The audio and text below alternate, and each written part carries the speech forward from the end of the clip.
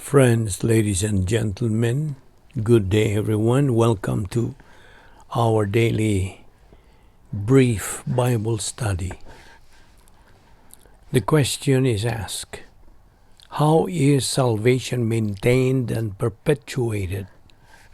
The answer is, salvation is only acquired by a person who expresses faith alone in Christ alone. Acts 16:31. And thus he instantly enters into the royal family of God.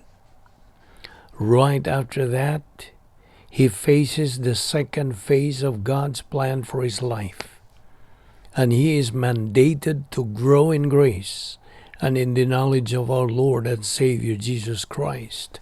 2 Peter 3:18. How?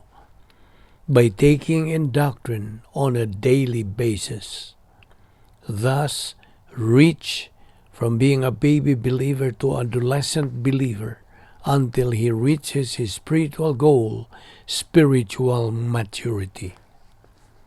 All of that depends on his volition.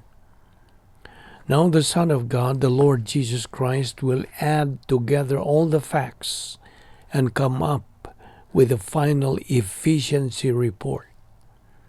He will be totally fair with each of us. God is fair now. He will certainly be fair then. By the time you reach the judgment seat of Christ, in fact, as soon as you die, it will be too late to do anything about your evaluation.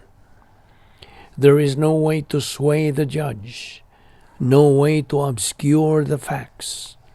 Your efficiency report will cover the period of time between your salvation and your departure from the earth. The time to learn doctrine is now.